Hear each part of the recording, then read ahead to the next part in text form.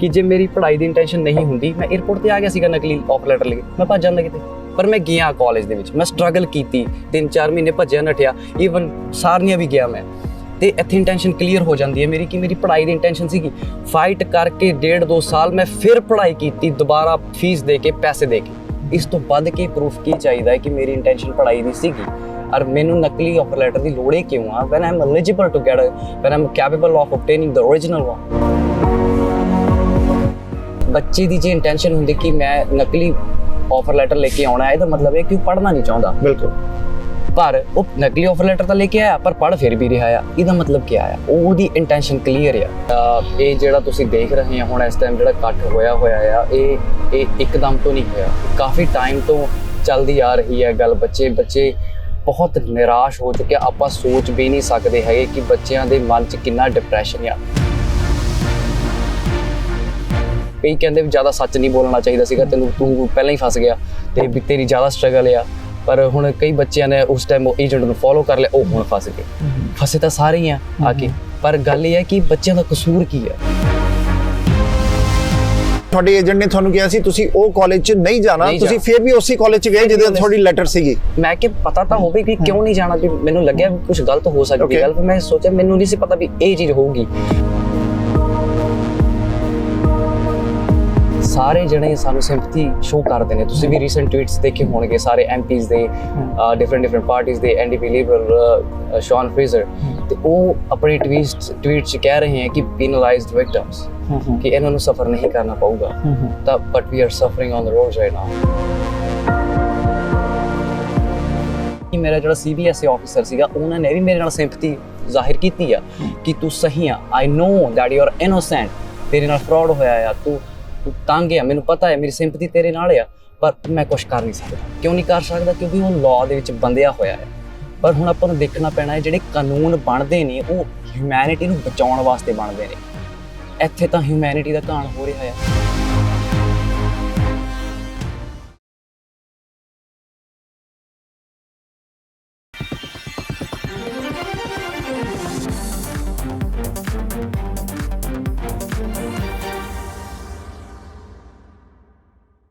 ਸਵਾਗਤ ਹੈ।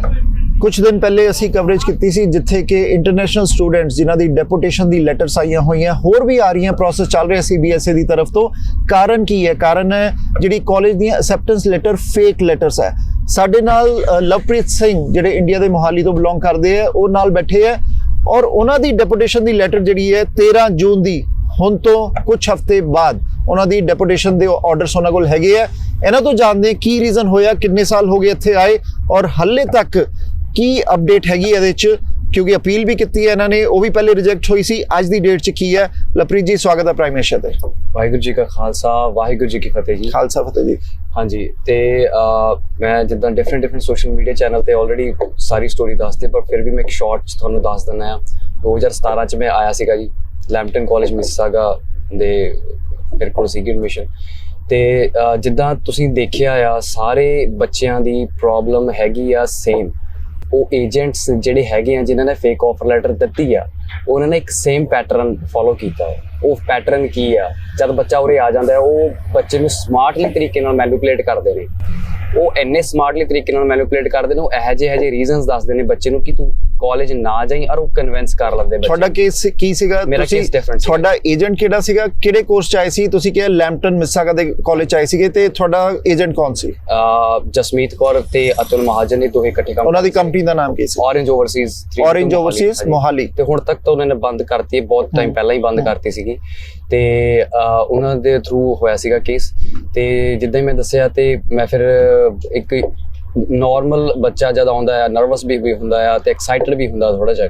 ਤੇ ਪਰ ਮੈਂ ਜਦ ਸਾਰੇ ਬੱਚੇ, ਤੁਸੀਂ ਕਹਿੰਦੇ ਵੀ ਓਬਲੀਗੇਸ਼ਨ ਹੁੰਦਾ ਵੀ ਬੱਚੇ ਨੂੰ ਕਾਲਜ ਜਾਣਾ ਚਾਹੀਦਾ ਸੀਗਾ, ਮੇਰੇ ਵਾਲੇ ਕੇਸ 'ਚ ਇਹੀ ਚੀਜ਼ ਹੋਈ ਸੀਗੀ ਕਿ ਮੈਂ ਸੋਚਿਆ ਵੀ ਮੈਨੂੰ ਕਹਿ ਰਿਹਾ ਆ ਵੀ ਤੂੰ ਕਾਲਜ ਨਾ ਜਾਈਂ, ਮੈਨੂੰ ਲੱਗਿਆ ਵੀ ਸਮਥਿੰਗ ਇਜ਼ ਰੋਂਗ।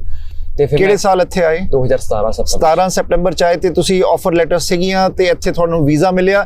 ਇੱਥੇ ਲੈਂਡ ਕਰਕੇ ਤੁਸੀਂ ਕਾਲਜ ਗਏ, ਲੈਂਪਟਨ ਕਾਲਜ। ਕੀ ਹੋਇਆ ਉੱਥੇ? ਕਾਲਜ ਗਿਆ ਮੈਂ, ਜਾ ਕੇ ਦੱਸਿਆ, ਤੇ ਉਸ ਟਾਈਮ ਦੇ ਵਿੱਚ ਕੋਈ ਸੋਚ ਵੀ ਨਹੀਂ ਸੀ ਸਕਦਾ ਕਿ ਇਹੋ ਜਿਹੀ ਕੋਈ ਗੱਲ ਹੋ ਸਕਦੀ ਹੈ। ਤੇ ਇਹ ਚੀਜ਼ ਹੁਣ ਤਾਂ ਬਹੁਤ ਅਵੇਅਰਨੈਸ ਆ ਗਈ ਹੈ। ਉਸ ਟਾਈਮ ਕਾਲਜ ਨੇ ਕੀ ਕਿਹਾ ਜਦ ਤੁਸੀਂ ਗਏ? ਹਾਂਜੀ ਉਸ ਟਾਈਮ ਉਹ ਕਨਫਿਊਜ਼ਡ ਸੀਗੇ ਤੇ ਕਿ ਵੀ ਇਹ ਕੀ ਹੋ ਰਿਹਾ ਹੈ, ਵੀ ਇਹ ਆਇਆ ਹੈ ਸਾਰਾ ਕੁਝ ਇਹਦਾ ਸਹੀ ਲੱਗਦਾ ਪਿਆ ਵੀ, ਪਰ ਸਾਡੇ ਸਿਸਟਮ 'ਚ ਸ਼ੋ ਨਹੀਂ ਕਰ ਰਿਹਾ। ਪਹਿਲਾਂ ਤਾਂ ਸ਼ਾਇਦ ਉਹਨੂੰ ਲੱਗਿਆ ਵੀ ਕੋਈ ਕਲੈਰੀਕਲ ਮਿਸਟੇਕ ਆ, ਕਾਫੀ ਟਾਈਮ ਤੱਕ ਉਹ ਚੀਜ਼ ਚੱਲਦੀ ਰਹੀ, ਕਲੀਅਰ ਨਹੀਂ ਹੋ ਪਾਇਆ। ਤੇ ਮੈਂ ਆਪਣੇ ਏਜੰਟ ਨੂੰ ਵੀ ਪੁੱਛਿਆ, ਫਿਰ ਉਹ ਏਜੰਟ ਥੋੜਾ ਜਿਹਾ ਮੇਰੇ ਤੇ ਗੁੱਸਾ ਵੀ ਹੋਇਆ ਵੀ ਤੈਨੂੰ ਕਿਹਾ ਸੀਗਾ ਕਾਲਜ ਨਾ ਜਾਈਂ, ਇਹ ਉਹ। ਮੈਂ ਕਿਹਾ ਫਿਰ ਦੱਸਦਾ ਸੀ ਵੀ ਗੱਲ ਕੀ ਹੈ ਵਿੱਚੋਂ, ਤੇ ਕੁਝ ਕਲੀਅਰਿਟੀ ਨਹੀਂ ਹੋਈ। ਬਹੁਤ ਟਾਈਮ ਤੱਕ ਮੈਂ ਘੁੰਮਦਾ ਰਿਹਾ, ਗੇੜੇ ਮਾਰਦਾ ਰਿਹਾ, ਪਰੇਸ਼ਾਨ ਹੁੰਦਾ ਰਿਹਾ, ਲੈਂਪਟਨ ਕਾਲਜ ਮਿਸਿਸਾਗਾ ਵਿੱਚ ਇੱਥੇ। ਤੇ ਮਤਲਬ ਕਿ ਤੁਹਾਡੇ ਏਜੰਟ ਨੇ ਤੁਹਾਨੂੰ ਕਿਹਾ ਸੀ ਤੁਸੀਂ ਉਹ ਕਾਲਜ 'ਚ ਨਹੀਂ ਜਾਣਾ, ਤੁਸੀਂ ਫਿਰ ਵੀ ਉਸੇ ਕਾਲਜ 'ਚ ਗਏ ਜਿਹਦੇ ਤੁਹਾਡੀ ਲੈਟਰ ਸੀਗੀ? ਮੈਂ ਕਿ ਪਤਾ ਤਾਂ ਹੋਵੇ ਕਿ ਕਿਉਂ ਨਹੀਂ ਜਾਣਾ, ਵੀ ਮੈਨੂੰ ਲੱਗਿਆ ਵੀ ਕੁਝ ਗਲਤ ਹੋ ਸਕਦੀ ਗੱਲ। ਫਿਰ ਮੈਂ ਸੋਚਿਆ, ਮੈਨੂੰ ਨਹੀਂ ਸੀ ਪਤਾ ਵੀ ਇਹ ਚੀਜ਼ ਹੋਊਗੀ, ਪਰ ਫਿਰ ਮੈਂ ਗਿਆ ਤਾਂ ਉੱਥੇ ਪਤਾ ਚੱਲਿਆ ਤਾਂ। ਪਰ ਫਿਰ ਵੀ ਮੈਂ ਥੱਕ ਹਾਰ ਕੇ ਫਿਰ ਮੈਂ ਕਿਹਾ ਵੀ ਚਲੋ ਮੈਂ ਟਾਈਮ ਨਹੀਂ ਵੇਸਟ ਕਰਨਾ ਆਪਣਾ, ਮੈਂ ਨੈਕਸਟ ਸਮੈਸਟਰ ਦੇ ਵਿੱਚ ਆਪਣਾ ਐਡਮਿਸ਼ਨ ਲੈ ਲੈਣਾ ਕਿਸੇ ਹੋਰ ਕਾਲਜ ਦੇ ਵਿੱਚ, ਤੇ ਮੇਰੀ ਫੀਸ ਵਾਪਸ ਕਰ ਦਿਓ। ਤੇ ਉਹ ਮਿਸਿਸਾਗਾ ਜਿਹੜੇ ਲੈਂਪਟਨ ਕਾਲਜ ਮਿਸਿਸਾਗਾ ਸੀਗੇ, ਉਹਨਾਂ ਨੇ ਕੁਝ ਪ੍ਰੋਪਰ ਜਵਾਬ ਨਹੀਂ ਦਿੱਤਾ। ਤੇ ਮੈਂ ਫਿਰ ਜਿਹੜੀ ਮੇਨ ਕੈਂਪਸ ਹੈ ਇਹਨਾਂ ਦੀ ਸਾਰਨੀਆ, ਉੱਥੇ ਉਹਨਾਂ ਦੇ ਡੀਨ ਹੈਗੇ ਜਿਹੜੇ, ਉਹਨਾਂ ਨੂੰ ਵੀ ਈਮੇਲ ਪਾਈ ਤੇ ਉਹਨਾਂ 'ਚ ਪੂਰਾ ਐਕਸਪਲੇਨ ਕੀਤੀ ਸਾਰੀ ਸਿਚੁਏਸ਼ਨ, ਆਪਣੇ ਡਾਕੂਮੈਂਟਸ ਲਾਏ, ਸਾਰਾ ਕੁਝ ਦੱਸਿਆ। ਤੇ ਉਹਨਾਂ ਨੇ ਮੀਟਿੰਗ ਲਈ ਮੈਨੂੰ ਸੱਦਿਆ ਤੇ ਮੈਂ ਸ਼ਾਇਦ ਖੁਸ਼ ਸੀਗਾ ਉਸ ਦਿਨ ਵੀ ਮੇਰੀ ਫੀਸ ਮਿਲ ਜਾਣੀ ਹੈ, ਮੈਂ ਤੇ ਆਪਣੇ ਕਾਲਜ 'ਚ ਪੜ੍ਹਨਾ ਸ਼ੁਰੂ ਕਰ ਦੇਣਾ। ਤੁਸੀਂ ਕਾਲਜ ਤੋਂ ਫੀਸ ਵਾਪਸ ਮੰਗ ਰਹੇ ਸੀਗੇ? ਮੰਗ ਰਿਹਾ ਸੀਗਾ, ਕਿਉਂਕਿ ਮੈਨੂੰ ਲੱਗਦਾ ਸੀ ਕਿ ਮੈਂ ਭਰੀ ਆ। ਤੇ ਕਾਲਜ ਨੇ ਕਿਹਾ ਤੁਹਾਡਾ ਜਿਹੜਾ ਲੈਟਰ ਹੈ ਤੁਸੀਂ ਸਿਸਟਮ 'ਚ ਨਹੀਂ ਹੋ, ਫੇਕ ਹੈ, ਤੇ ਤੁਸੀਂ ਕਹਿੰਦੇ ਮੇਰੀ ਫੀਸ ਵਾਪਸ ਦੇ ਦਿਓ, ਮੈਂ ਦੂਜੇ ਕਾਲਜ ਚਲੇ ਜਾਣਾ। ਉਹ ਇੱਕ ਕਨਫਿਊਜ਼ਨ ਕ੍ਰੀਏਟ ਹੋਈ ਸੀਗੀ ਸਾਰੇ ਪਾਸੇ। ਜਦ ਫਿਰ ਮੈਂ ਕਾਲਜ ਗਿਆ, ਆਪਣੇ ਸਾਰਨੀਆ ਕੈਂਪਸ ਦੇ ਵਿੱਚ ਗਿਆ, ਲੈਂਪਟਨ ਕਾਲਜ ਸਾਰਨੀਆ, ਤੇ ਉੱਥੇ ਜਾ ਕੇ ਫਿਰ ਉਹ ਡੀਨ ਸੀਗੇ ਜਿਹੜੇ ਕਾਲਜ ਦੇ, ਉਹਨਾਂ ਨੇ CBSE ਨੂੰ ਵੀ ਸੱਦ ਲਿਆ ਸੀਗਾ ਉੱਥੇ। ਤੇ ਉਹਨਾਂ ਨੇ ਫਿਰ ਸਾਰਾ ਮੈਨੂੰ ਕੁਝ ਸਮਝ ਲੱਗ ਗਈ ਸੀ ਕਿ ਵੀ ਕੀ ਹੋ ਰਿਹਾ ਹੈ ਉਰੇ। ਤੇ ਉੱਥੇ ਫਿਰ ਉਹਨਾਂ ਨੇ ਚੰਗੀ ਤਰ੍ਹਾਂ ਕਲੀਅਰਿਟੀ ਹੋ ਗਿਆ, ਪਤਾ ਉਹਨਾਂ ਨੂੰ ਵੀ ਚੱਲ ਗਿਆ ਸੀਗਾ ਕਿ ਇਹ ਬੱਚਾ ਇਨੋਸੈਂਟ ਹੈ, ਇਹਦਾ ਕੋਈ ਕਸੂਰ ਨਹੀਂ ਹੈਗਾ। ਕਿਉਂਕਿ ਜੇ ਇਹਦਾ ਕਸੂਰ ਹੁੰਦਾ ਤਾਂ ਇੱਥੇ ਹੀ ਕਿਉਂ ਆਉਂਦਾ, ਕਿਉਂਕਿ ਇਹਦਾ ਮਕਸਦ ਹੱਲ ਹੋ ਗਿਆ ਸੀਗਾ, ਫੇਕ ਆਫਰ ਲੈਟਰ ਤੇ ਕੈਨੇਡਾ ਆ ਗਿਆ ਸੀਗਾ ਤੇ ਭੱਜ ਜਾਂਦਾ। ਕੈਨੇਡਾ ਕਿੰਨਾ ਬੜਾ ਆ, ਪਰ ਇਹ ਫਿਰ ਦੁਬਾਰਾ ਮੁੜ ਕੇ ਸਾਡੇ ਕੋਲ ਕਿਉਂ ਆ ਰਿਹਾ ਹੈ? ਬੜੀ ਲਵਪ੍ਰੀਤ, 2017 ਸੈਪਟੈਂਬਰ, ਅੱਜ 2023 ਚ ਹੈ, ਔਰ 17 ਸੈਪਟੈਂਬਰ ਦੇ ਬਾਅਦ ਤੁਹਾਨੂੰ ਕਾਲਜ ਨੇ ਅਸੈਪਟ ਨਹੀਂ ਕੀਤਾ, ਤੁਸੀਂ ਸਟਰਗਲ ਕਰਦੇ ਰਹੇ, ਤੁਸੀਂ ਫੀਸ ਵਾਪਸ ਮੰਗਦੇ ਰਹੇ। 2018 ਦੀ ਜਨਵਰੀ ਚ ਤੁਸੀਂ ਡੀਨ ਕੋਲ ਗਏ, ਉਸੇ ਕਾਲਜ ਦੇ, ਲੈਂਪਟਨ ਕਾਲਜ ਦੇ ਡੀਨ ਕੋਲ ਗਏ, ਸਾਰਨੀਆ ਸੈਂਟਰ। ਉਹਨਾਂ ਨੇ ਕਿਹਾ, ਉੱਥੇ CBSE ਆਫੀਸਰ ਸੀਗੇ, ਉਹਨਾਂ ਨੇ ਕਿਹਾ ਕਿ ਤੁਹਾਡੀਆਂ ਚੀਜ਼ਾਂ ਗਲਤ ਹੈ। ਸੋ ਉਸ ਟਾਈਮ CBSE ਨੇ ਤੁਹਾਨੂੰ ਲੈਟਰ ਦੇ ਕੇ ਵਾਪਸ ਕਿਉਂ ਨਹੀਂ ਭੇਜਿਆ? ਨਹੀਂ, ਉਸ ਟਾਈਮ ਉਹਨਾਂ ਨੇ ਮੇਰੇ ਤੇ ਮਿਸਰੈਪ ਲਾਤੀ ਤੇ ਮੇਰੇ ਤੇ ਕੇਸ ਚੱਲਿਆ। ਅੱਛਾ, ਕੇਸ ਚੱਲਿਆ, ਠੀਕ ਹੈ। ਮੈਂ ਕੇਸ ਲੜ ਸਕਦਾ ਸੀਗਾ। ਜਦ ਦੇ ਤੁਸੀਂ ਆਏ ਹੋ ਤਦ ਦਾ 18 ਜਨਵਰੀ ਦਾ ਤੁਹਾਡੇ ਤੇ ਕੇਸ ਚੱਲ ਰਿਹਾ ਸੀ? ਨਹੀਂ, ਕੇਸ ਮੇਰਾ ਵਿੱਚ ਸੋਲਵ ਹੋ ਗਿਆ ਸੀ, ਮੈਂ ਤੁਹਾਨੂੰ ਐਕਸਪਲੇਨ ਕਰਦਾ ਹਾਂ। ਤੇ ਉਹ ਜਿਹੜਾ ਕੋਰਟ ਦੇ ਵਿੱਚ ਮੇਰਾ ਕੇਸ ਚੱਲਿਆ, ਉਹ ਫਿਰ ਹੀਅਰਿੰਗ ਹੋਈ, ਜਿੱਦਾਂ ਹੁਣ ਬੱਚੇ ਦੀ ਹੋ ਰਹੀ ਹੀਅਰਿੰਗ ਹੋਈ, ਉਹ ਹੀਅਰਿੰਗ ਦੇ ਵਿੱਚ ਮੈਂ ਕੇਸ ਲੂਜ਼ ਕਰ ਗਿਆ। ਪਰ ਮੈਂ ਉੱਥੇ ਆਪਣੇ ਸਾਰੇ ਪ੍ਰੂਫਸ, ਫੈਕਟਸ, ਆਰਗੂਮੈਂਟਸ ਪੇਸ਼ ਕੀਤੇ ਸੀਗੇ ਕਿ ਮੈਂ ਕਿਉਂ ਸਹੀ ਹਾਂ, ਕਿਉਂਕਿ ਮੇਰਾ ਫਾਲਟ ਵਿੱਚ ਨਹੀਂ ਹੈਗਾ ਕਿ ਮੈਂ ਕਾਲਜ ਕਿਉਂ ਜਾਂਦਾ, ਮੇਰੀ ਪੜ੍ਹਾਈ ਦੇਖ ਲਓ, ਇੰਜੀਨੀਅਰਿੰਗ ਦੇਖ ਲਓ, ਆਜ ਦੇ 7 ਬੈਂਡ ਦੇਖ ਲਓ, ਤੇ ਮੈਨੂੰ ਲੋੜ ਹੀ ਕੀ ਹੈ ਫੇਕ ਆਫਰ ਲੈਟਰ ਦੀ। ਤੇ ਮੇਰੀ ਇੰਟੈਂਸ਼ਨ ਕਲੀਅਰ ਹੈ, ਉਹ ਇੰਟੈਂਸ਼ਨ ਸਭ ਨੂੰ ਸਮਝ ਲੱਗਦੀ ਹੈ ਮੇਰੇ ਪ੍ਰੂਫਸ ਤੇ ਮੇਰੀ ਆਰਗੂਮੈਂਟਸ ਦੇ ਨਾਲ। ਪਰ ਉਹ ਜਿਹੜੇ ਕੋਰਟ ਆ, court has to follow the law. ਤੇ ਫਿਰ ਉਹ ਮੈਂ ਕੇਸ ਲੂਜ਼ ਕਰ ਗਿਆ। ਤੇ ਫਿਰ ਉਸ ਤੋਂ ਬਾਅਦ ਮੇਰਾ ਲਾਇਰ ਸੀਗਾ ਨਸੀਮ ਮਿਥਵਾਨੀ, ਵਾਲਡਮੈਨ, ਟੋਰਾਂਟੋ ਦੇ ਵਿੱਚ ਵੈਲ ਨੋਨ ਫਰਮ ਆ। ਤੇ ਉਹਨਾਂ ਨੇ TRP ਐਪਲੀਕੇਸ਼ਨ ਵੀ ਪ੍ਰੀਪੇਅਰ ਕੀਤੀ ਤੇ ਨਾਲ ਸਟੱਡੀ ਪਰਮਿਟ ਤੇ ਸਾਰੇ ਨਾਲ ਪੂਰਾ ਪੈਕੇਜ ਬਣਾ ਕੇ ਅਸੀਂ ਫਾਈਲ ਲਾਈ। ਤੇ ਕਮਿਊਨਿਟੀ ਦੀ ਸਪੋਰਟ ਵੀ ਮੈਨੂੰ ਕਾਫੀ ਮਿਲੀ ਉਸ ਟਾਈਮ। ਤੇ ਫਿਰ ਲੱਕੀਲੀ ਮੇਰੀ ਉਹ ਐਪਲੀਕੇਸ਼ਨ ਅਪਰੂਵ ਹੁੰਦੀ ਹੈ 2019 ਦੇ ਵਿੱਚ। ਕਿਹੜੀ ਐਪਲੀਕੇਸ਼ਨ? ਸਟੱਡੀ ਪਰਮਿਟ ਦੀ। ਹਾਂਜੀ, ਇਕੱਠੀਆਂ ਲੱਗੀਆਂ ਸੀਗੀਆਂ ਐਪਲੀਕੇਸ਼ਨ। ਤੇ ਫਿਰ ਉਹ ਮੈਨੂੰ ਪੜ੍ਹਾਈ ਦਾ ਮੌਕਾ ਮਿਲਦਾ, ਫਿਰ ਮੈਂ ਆਪਣੀ ਐਡਮਿਸ਼ਨ ਲੈਂਦਾ, ਮੈਂ ਪੜ੍ਹਦਾ ਕਾਲਜ ਦੇ ਵਿੱਚ, ਮੌਂਟਰੀਅਲ ਕਾਲਜ ਦੇ ਵਿੱਚ ਮੇਰੀ ਪੜ੍ਹਾਈ ਕੰਪਲੀਟ ਹੁੰਦੀ ਆ। ਤੇ ਕੰਪਲੀਟ ਹੋਣ ਤੋਂ ਬਾਅਦ ਵਿੱਚ ਫਿਰ ਜੋ ਇੱਕ ਰੈਗੂਲਰ ਪ੍ਰੋਸੀਜਰ ਚੱਲਦਾ ਆ ਕਿ ਤੁਸੀਂ ਵਰਕ ਪਰਮਿਟ ਅਪਲਾਈ ਕਰਦੇ ਆ। ਤੇ ਉਸ ਤੋਂ ਬਾਅਦ ਫਿਰ ਕਿੰਨੇ ਟਾਈਮ ਹੋ ਗਿਆ ਹੁਣ ਵੇਟ ਕਰਦਾ ਪਿਆ ਮੈਂ ਆਪਣੇ ਵਰਕ ਪਰਮਿਟ ਦੀ, ਉਹ ਅਜੇ ਸਟਿਲ ਇਨ ਪ੍ਰੋਸੈਸ ਹੈ। ਸੋ ਤੁਸੀਂ ਆਪਣੀ ਪੜ੍ਹਾਈ ਕੈਨੇਡਾ 'ਚ 2019 'ਚ ਸ਼ੁਰੂ ਕੀਤੀ, ਮਤਲਬ 2017 ਤੋਂ 2019 2 ਸਾਲ ਤੁਸੀਂ ਪੜ੍ਹਾਈ ਨਹੀਂ ਕੀਤੀ ਕਿਉਂਕਿ ਤੁਸੀਂ ਆਈ ਕੇਸਾਂ ਦੇ ਚੱਕਰਾਂ 'ਚ ਰਹਿੰਦੇ ਰਹੇ। ਉਲਝਦਾ ਰਿਹਾ ਜੀ ਕੇਸ, ਮਤਲਬ ਲਾਈਕ ਉਹ ਜਦ ਸੋਚੀਦਾ ਉਸ ਚੀਜ਼ ਬਾਰੇ ਮੈਂ। ਔਰ ਉਹ ਸਟੱਡੀ ਪਰਮਿਟ ਤੁਹਾਨੂੰ ਦਿੱਤਾ, ਉਹਦੇ ਬਾਅਦ ਵਰਕ ਪਰਮਿਟ ਅਪਲਾਈ ਕੀਤਾ, ਅੱਜ ਵਰਕ ਪਰਮਿਟ ਹੈਗਾ ਤੁਹਾਡੇ ਕੋਲ? ਨਹੀਂ, ਉਹ ਸਟਿਲ ਇਨ ਪ੍ਰੋਸੈਸ ਹੈ ਫਾਈਲ। ਓਕੇ। ਤੇ ਫਿਰ ਪਰ ਹੁਣ ਜਿਹੜੀ ਗੱਲ ਹੈ ਉਹ ਸਰਕਾਰ, ਮਤਲਬ ਅਕੋਰਡਿੰਗ ਟੂ ਦ ਲਾਅ, ਇਹ ਵੀ TRP ਐਪਲੀਕੇਸ਼ਨ ਵਿੱਚ ਥੋੜੀ ਪ੍ਰੋਸੈਸ ਦੇ ਵਿੱਚ ਹੈਗੀ ਕਿਉਂਕਿ ਉਹ ਕੰਬਾਈਨਡ ਐਪਲੀਕੇਸ਼ਨ ਹੈ ਮੇਰੀ ਵੀ, ਜੋ ਪ੍ਰੋਸੈਸ 'ਚ ਹੈਗੀ ਵੀ ਆ। ਤਾਂ ਸਟਿਲ CBSE ਹੁਣ ਤੁਹਾਨੂੰ CBSE ਦੇ ਆਰਡਰ ਕਦ ਆਇਆ ਡਿਪੋਰਟ ਦੇ? ਮੇਰੀ ਰਿਫਿਊਜ਼ ਹੁੰਦੀ ਹੈ ਫਾਈਲ ਆਈ ਥਿੰਕ ਫੈਬਰੂਅਰੀ ਤੇ ਮੈਨੂੰ ਅਪ੍ਰੈਲ ਦੇ ਵਿੱਚ ਉਹਨਾਂ ਦੀ ਆਉਂਦੀ ਹੈ ਰਿਮੂਵਲ ਲੈਟਰ। ਓਕੇ, ਹੁਣ ਕਿਹੜੀ ਡੇਟ ਦੀ ਤੁਹਾਡੀ? 13 ਜੂਨ ਦੀ ਡਿਪੋਰਟੇਸ਼ਨ ਹੈ। 13 ਤਰੀਕ ਦੀ ਸਾਰਾ ਕੁਝ ਕਲੀਅਰ ਆ। ਤੇ ਮੈਂ ਬਸ ਇਹੀ ਇੱਕ ਚੀਜ਼ ਤੇ ਬਾਰ-ਬਾਰ ਜ਼ੋਰ ਦਿੰਦਾ ਆ ਕਿ ਗਲਤੀ ਕੀ ਆ, ਕਿ ਮੈਂ ਕਾਲਜ ਚਲੇ ਗਿਆ, ਇਹ ਮੇਰੀ ਗਲਤੀ ਹੋ ਗਈ। ਇੱਕ ਤੁਸੀਂ ਸਾਰੇ ਜਣੇ ਆਪਣੇ ਆਪ ਨੂੰ ਮੇਰੀ ਜਗ੍ਹਾ ਰੱਖ ਕੇ ਦੇਖੋ, ਤੁਸੀਂ ਕੀ ਕਰਦੇ। ਕੁਝ ਬੱਚਿਆਂ ਨੇ ਡਿਸਾਈਡ ਕੀਤਾ ਵੀ ਉਹ ਨਹੀਂ ਜਾਣਗੇ, ਕੁਝ ਬੱਚੇ ਨੇ ਆਪਣੇ ਏਜੰਟਸ ਨੂੰ ਫੋਲੋ ਕਰ ਲਿਆ, ਉਹ ਹੁਣ ਫਸ ਗਏ। ਕੁਝ ਮੇਰੇ ਵਰਗੇ ਕਈ ਬੰਦੇ ਨਾਲ ਗੱਲਾਂ ਹੁੰਦੀਆਂ ਕਮਿਊਨਿਟੀ ਦੇ, ਆਪਾਂ ਨੂੰ ਮਿਲਦੇ ਆ, ਕਈ ਕਹਿੰਦੇ ਵੀ ਜ਼ਿਆਦਾ ਸੱਚ ਨਹੀਂ ਬੋਲਣਾ ਚਾਹੀਦਾ ਸੀਗਾ, ਤੂੰ ਪਹਿਲਾਂ ਹੀ ਫਸ ਗਿਆ ਤੇ ਵੀ ਤੇਰੀ ਜ਼ਿਆਦਾ ਸਟਰਗਲ ਆ। ਪਰ ਹੁਣ ਕਈ ਬੱਚਿਆਂ ਨੇ ਉਸ ਟਾਈਮ ਏਜੰਟ ਨੂੰ ਫੋਲੋ ਕਰ ਲਿਆ, ਉਹ ਹੁਣ ਫਸ ਗਏ। ਫਸੇ ਤਾਂ ਸਾਰੇ ਹੀ ਆ ਕੇ, ਪਰ ਗੱਲ ਇਹ ਹੈ ਕਿ ਬੱਚਿਆਂ ਦਾ ਕਸੂਰ ਕੀ ਆ, ਸਾਡਾ ਕਸੂਰ ਕੀ ਆ। ਸਾਡਾ ਕਸੂਰ ਇੰਨਾ ਹੈ ਕਿ ਅਸੀਂ ਆਪਣੀ ਇੱਕ ਡ੍ਰੀਮ ਲੈ ਕੇ ਉਰੇ ਆਏ ਸਾਰਾ ਕੁਝ। ਤੇ ਹਰ ਇੱਕ ਬੱਚੇ ਦਾ ਡ੍ਰੀਮ ਹੁੰਦਾ ਹੈ ਕਿ ਆਪਣਾ ਬੈਟਰ ਫਿਊਚਰ, ਬੈਟਰ ਲਾਈਫ ਸਾਨੂੰ ਚਾਹੀਦੀ ਆ। ਤੇ ਇਹਦੇ 'ਚ ਮੈਨੂੰ ਸਮਝ ਨਹੀਂ ਲੱਗਦਾ ਸਾਡਾ ਕਸੂਰ ਕਿ ਈਵਨ ਕਿ ਕਮਿਊਨਿਟੀ ਸਾਰੇ ਜਣੇ ਇਮੀਗ੍ਰੇਸ਼ਨ ਦੇ ਵਿੱਚ ਵੀ, ਆਪਾਂ ਆਪਣੇ ਪੋਲੀਟੀਸ਼ੀਅਨਸ ਨੂੰ ਵੀ ਲਾ ਲਓ, ਸੋਸ਼ਲ ਮੀਡੀਆ ਤੇ ਵੀ ਲਾ ਲਓ, ਸਾਰੇ ਜਣੇ ਸਾਨੂੰ ਸਿੰਪਥੀ ਸ਼ੋ ਕਰਦੇ ਨੇ। ਤੁਸੀਂ ਵੀ ਰੀਸੈਂਟ ਟਵੀਟਸ ਦੇਖੇ ਹੋਣਗੇ ਸਾਰੇ ਐਮਪੀਜ਼ ਦੇ, ਡਿਫਰੈਂਟ ਪਾਰਟੀਜ਼ ਦੇ, ਐਨਡੀਪੀ ਲਿਬਰਲ ਸ਼ੌਨ ਫਰੇਜ਼ਰ, ਤੇ ਉਹ ਆਪਣੇ ਟਵੀਟ 'ਚ ਕਹਿ ਰਹੇ ਹੈ ਕਿ ਪੀਨਲਾਈਜ਼ਡ ਵਿਕਟਮਸ, ਕਿ ਇਹਨਾਂ ਨੂੰ ਸਫਰ ਨਹੀਂ ਕਰਨਾ ਪਊਗਾ। ਤਾਂ but we are suffering on the roads right now. ਤੇ ਤੁਸੀਂ ਮਿਲੇ ਇੱਥੇ ਨੁਮਾਇੰਦਿਆਂ ਨੂੰ, ਮਿਲੇ ਕੋਈ ਪੋਲੀਟੀਸ਼ੀਅਨਸ ਨੂੰ ਮਿਲੇ ਇੱਥੇ ਤੁਸੀਂ? ਹਾਂਜੀ, ਕੋਸ਼ਿਸ਼ ਬਹੁਤ ਕੀਤੀ ਆ ਸਾਰੇ ਬੱਚਿਆਂ ਨੇ। ਇਹ ਜਿਹੜਾ ਤੁਸੀਂ ਦੇਖ ਰਹੇ ਆ ਹੁਣ ਇਸ ਟਾਈਮ ਜਿਹੜਾ ਇਕੱਠ ਹੋਇਆ ਆ, ਇਹ ਇੱਕਦਮ ਤੋਂ ਨਹੀਂ ਹੋਇਆ, ਇਹ ਕਾਫੀ ਟਾਈਮ ਤੋਂ ਚੱਲਦੀ ਆ ਰਹੀ ਹੈ ਗੱਲ। ਬੱਚੇ ਬਹੁਤ ਨਿਰਾਸ਼ ਹੋ ਚੁੱਕੇ ਆ। ਆਪਾਂ ਸੋਚ ਵੀ ਨਹੀਂ ਸਕਦੇ ਹੈਗੇ ਕਿ ਬੱਚਿਆਂ ਦੇ ਮਨ 'ਚ ਕਿੰਨਾ ਡਿਪਰੈਸ਼ਨ ਆ।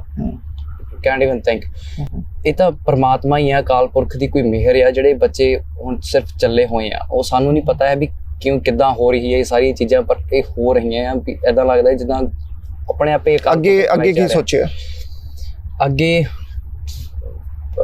ਐਸ ਸੱਚ ਕੋਈ ਪਲਾਨ ਹੈ ਨਹੀਂ ਸਾਡਾ, ਪਰ ਹੁਣ ਜੋ ਵੀ ਆਪਣੀ ਗੱਲ ਅਸੀਂ ਕਮਿਊਨਿਟੀ ਦੇ ਅੱਗੇ ਰੱਖਤੀ ਆਪਣੀ ਸਾਰੇ ਬੱਚਿਆਂ ਨੇ ਮਿਲ ਕੇ।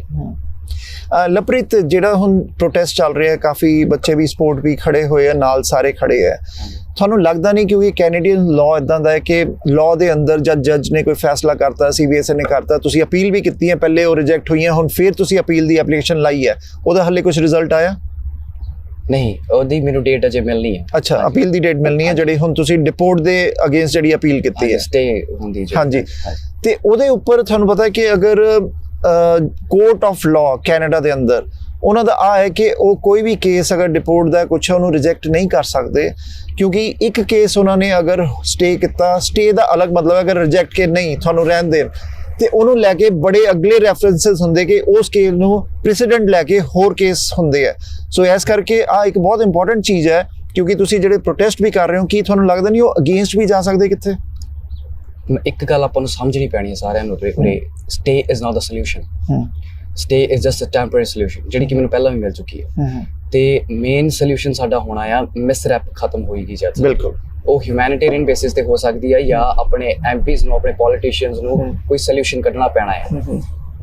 ਤੇ ਜਿੱਦਾਂ ਹੀ ਸਾਡੀ ਗੱਲਬਾਤ ਵੀ ਹੋਈ ਸੀਗੀ ਐਮਪੀਜ਼ ਦੇ ਨਾਲ ਹੋਈ ਹੈ ਸਾਡੀ ਗੱਲਬਾਤ, ਤੇ ਅਸੀਂ ਉਹਨਾਂ ਨੂੰ ਆਪਣੇ ਆਈਡੀਆਜ਼ ਵੀ ਥਰੋ ਕੀਤੇ ਆ ਕਿ ਆਪਾਂ ਕੀ ਕਰ ਸਕਦੇ ਆ। ਲੇਕਿਨ ਕਮੇਟੀ, ਪਾਰਲੀਮੈਂਟ ਦੀ ਕਮੇਟੀ ਦੇ ਅੰਦਰ ਸਾਡੇ ਕੋਲ ਅੱਜ ਹੀ ਕੱਲ ਦੀ ਪ੍ਰੋਸੀਡਿੰਗ ਸੀ, ਜਿੱਥੇ ਕੁਝ ਐਮਪੀਜ਼ ਨੇ, ਆਪੋਜੀਸ਼ਨ ਪਾਰਟੀ ਦੇ ਐਮਪੀਜ਼ ਨੇ ਮੋਸ਼ਨ ਲਿਆਂਦਾ ਸੀ, ਔਰ ਮੋਸ਼ਨ ਉਹ ਜਿਹੜਾ ਰਿਜੈਕਟ ਕਰਤਾ ਗਿਆ। 2 ਮੋਸ਼ਨ ਲਿਆਂਦੇ, ਦੋਨੋਂ ਰਿਜੈਕਟ ਹੋ ਗਏ ਕਿ ਇਹਦੇ ਤੇ ਬੱਚਿਆਂ ਨੂੰ ਉਹਨਾਂ ਦਾ ਪੱਖ ਰੱਖਣ ਦਾ ਟਾਈਮ ਦਿੱਤਾ ਜਾਏ, ਔਰ ਉਹਨਾਂ ਨੂੰ ਕਮੇਟੀ ਤੇ ਉਹਨਾਂ ਨੂੰ ਲਿਆਂਦਾ ਜਾਏ, ਦੇਖਿਆ ਜਾਏ ਕੀ ਸੱਚ ਹੈ ਕੀ ਨਹੀਂ, ਲੇਕਿਨ ਉਹ ਰਿਜੈਕਟ ਹੋ ਗਏ ਮੋਸ਼ਨ ਸਾਰੇ।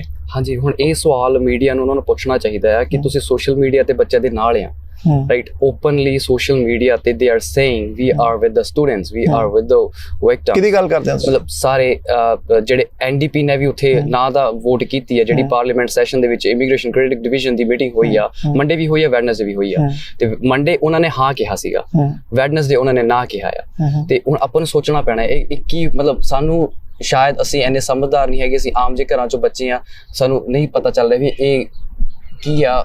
ਅਸੀਂ ਤਾਂ ਬਸ ਇੰਨਾ ਜਾਣਦੇ ਕਿ ਸਾਡਾ ਕੋਈ ਕਸੂਰ ਨਹੀਂ ਹੈਗਾ। ਬਟ ਕਿਹਾ ਜਾਂਦਾ ਹੈ ਕਿ ਜਦ ਆਪਾਂ ਫਾਈਲ ਭਰਦੇ ਹਾਂ, ਆਪਣੀ ਐਪਲੀਕੇਸ਼ਨ ਭਰਦੇ ਹਾਂ, ਤੇ ਉਹ ਮਿਸਰਿਪਰੈਜ਼ੈਂਟੇਸ਼ਨ, ਕੋਈ ਵੀ ਸਾਡਾ ਏਜੰਟ ਹੋਏ ਜਿਹੜਾ ਸਾਈਨ ਕਰਦਾ ਫਾਈਲ ਦਾ, ਸਾਰੀ ਰਿਸਪੌਂਸਿਬਿਲਿਟੀ ਉਹਦੀ ਆ ਜਾਂਦੀ ਹੈ ਕਿ ਦੇ ਹੈਵ ਟੂ ਵੈਰੀਫਾਈ ਸਾਰਾ ਕੁਝ।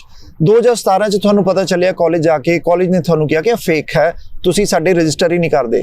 ਤੁਹਾਨੂੰ ਲੱਗਦਾ ਨਹੀਂ ਉਸ ਟਾਈਮ ਕੁਝ ਗਲਤੀ ਹੋਈ ਕਿ ਤੁਸੀਂ ਉਸ ਟਾਈਮ CBSE ਨੂੰ ਕਰਦੇ ਕਿ ਆ ਮੇਰੇ ਕਾਲਜ ਨਾਲ ਠੱਗੀ ਮਾਰੀ ਹੈ? ਸ਼ਾਇਦ ਅੱਜ ਦੀ ਡੇਟ 'ਚ ਡਿਫਰੈਂਟ ਡਿਸੀਜਨ ਹੁੰਦਾ। ਇਹ ਗੱਲ ਦਾ ਜਵਾਬ ਮੈਂ ਦੇਣਾ ਚਾਹੂੰਗਾ ਤੁਹਾਨੂੰ, ਬਿਲਕੁਲ ਦੇਣਾ ਚਾਹੂੰਗਾ। ਆਪਾਂ ਉਹ ਬੱਚਿਆਂ ਨੂੰ ਤਾਂ ਇਦਾਂ ਕਹਿ ਰਹੇ ਜਿਹੜੇ ਕਾਲਜ ਨਹੀਂ ਗਏ, ਉਹਨਾਂ ਨੂੰ ਆਪਾਂ ਇਦਾਂ ਕਹਿ ਰਹੇ ਤੁਸੀਂ ਕਾਲਜ ਕਿਉਂ ਨਹੀਂ ਗਏ। ਹੁਣ ਜਿਹੜਾ ਕਾਲਜ ਗਿਆ ਤੁਸੀਂ ਉਹਨਾਂ ਨੂੰ ਕਹਿ ਰਹੇ ਤੁਸੀਂ CBSE ਕਿਉਂ ਨਹੀਂ ਗਏ। ਹੁਣ ਸ਼ਾਇਦ ਜਿਹੜਾ CBSE ਵੀ ਚਲੇ ਜਾਂਦਾ ਉਹਦਾ ਵੀ ਹੱਲ ਨਾ ਹੁੰਦਾ, ਉਹ ਗਾਰੰਟੀ ਤਾਂ ਨਹੀਂ ਹੈਗੀ ਵੀ ਉਹਦਾ ਵੀ ਹੱਲ ਹੋ ਜਾਣਾ ਸੀ, ਹੋ ਸਕਦਾ ਉਹਨੂੰ ਵੀ ਉਹ ਵੀ ਸਾਡੀ ਲਾਈਨ 'ਚ ਹੀ ਖੜਾ ਹੁੰਦਾ। ਇਹ ਸਿਰਫ ਆਪਾਂ ਗੱਲ ਅਜ਼ਿਊਮ ਕਰ ਸਕਦੇ ਹਾਂ। ਹੁਣ ਜਿੰਨੀ ਕੁ ਮੇਰੀ ਸਮਝ ਸੀਗੀ ਮੈਂ ਉਨੀ ਕੁ ਵਰਤੀ, ਪਰ ਆਪਾਂ ਉਸ ਟਾਈਮ ਨਰਵਸ ਹੁੰਦੇ ਆ, ਐਕਸਾਈਟਡ ਵੀ ਹੁੰਦੇ ਆ।